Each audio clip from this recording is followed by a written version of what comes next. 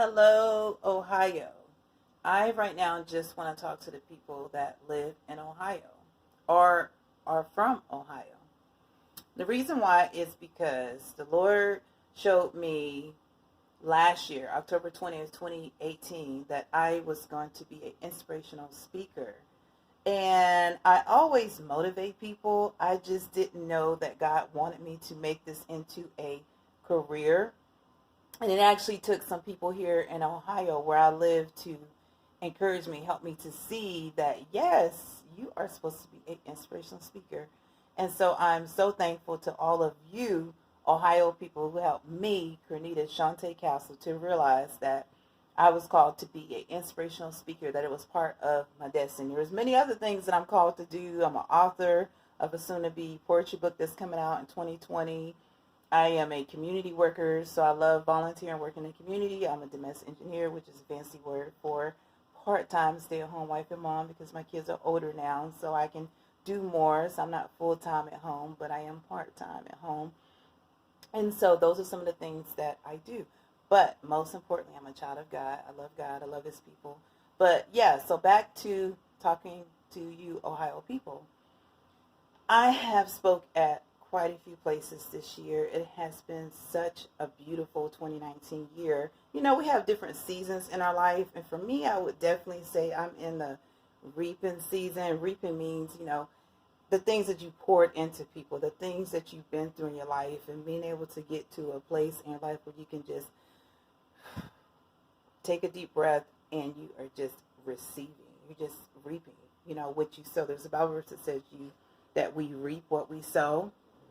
And that is so, so true. We definitely reap what we sow.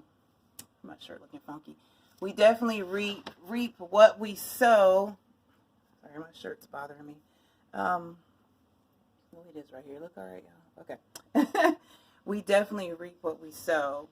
And when God says that, it means it's probably self-explanatory, but I'll explain it to you. Like if you cuss people out, it's a good chance that you're going to get cussed out one of these days. If you fighting people, it's a good chance people are going to try to fight you eventually if they aren't already trying to fight you. If you steal people, like you steal from people, eventually you're going to get stolen. Something's going to get stolen from you. So that's what the reap what you sow. What you do to people is going to come back on you. The world calls it karma, but in the Bible, the Lord calls it you reap what you sow. And you better believe that is so true. We will reap what we sow.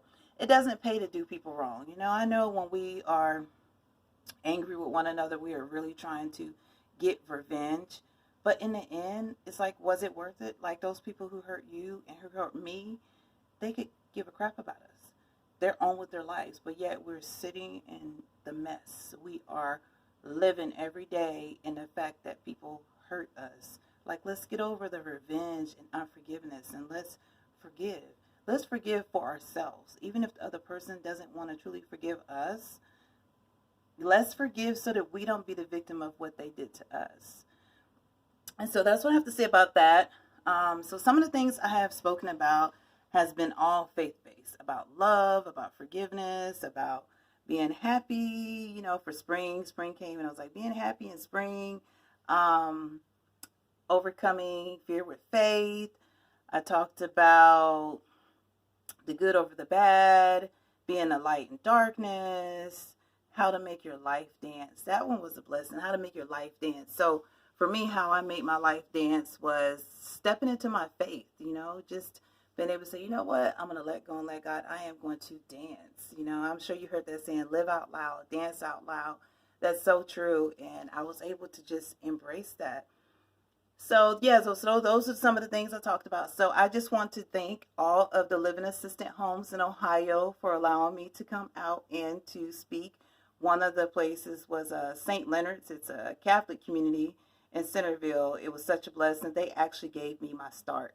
When I first became a inspirational speaker, I'll never forget Dawn. She's the activity director over at St. Leonard's, and she gave me my first opportunity to speak live in person as an inspirational speaker. Actually had a stage, had an audience. So I'm so thankful. Thank you, Dawn, if you're watching. So yeah, so that's what I have to say about that. I said that I wanted to talk about the most views, uh, and so the most views that I got on my YouTube channel was Jesus is my superhero, and I was so happy that that one got the most views because that one was special to me. That is when I first launched my business, October 20th of 2018. So I was so happy to see that most of my views I have. That's the most viewers, is what I'm trying to say. I have like 101 or 102 viewers. And so I'm so happy about that. So I said I would talk a little bit about that one since that one was the most popular one. So Jesus, my superhero, is important to me because Jesus is my superhero. Like I know some people say celebrities are their superheroes, rappers, R&B singers, and dancers, and people that make millions of dollars. And we have so many people that we consider our heroes and superheroes for many reasons. But to me, Jesus Christ is the greatest superstar, the greatest hero that walked the earth. Why? Because he came to die for you and for me, simply because he loves us and he wants the very best for us. He wants us to spend eternity with him. So, I mean, God said, what greater love than for a man to lay down his life? Like, what more can you do but to lay down your life for the people that you love? And it happened to be Jesus Christ. He came to be slaughtered, to be crucified, to die in a suffering, unimaginable, horrifying death for you and for me. Yes, that's what he did. And he knew it. He knew he was to come and to live 33 years to die for you and for me. He came into this world knowing he was going to be basically murdered, yes, for you and for me.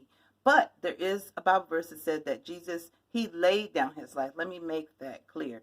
He laid down his life on purpose so that you and I could have eternal life once we take our last breath on this earth. Because he said, don't you know I can send a legion of angels? I can send thousands of angels to come get me off of this cross.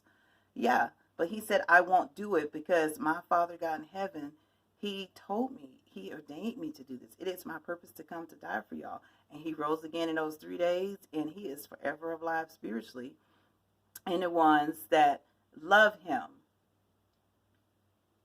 Oh, my camera's almost out, so let me hurry up. That's why it took me a minute. So yeah, so that's what I have to talk about. And so I love y'all. And so we're like down to 10, 15 minutes before the new year. Yay! I like my new year hat. Yeah. This has been like years I've had this. So I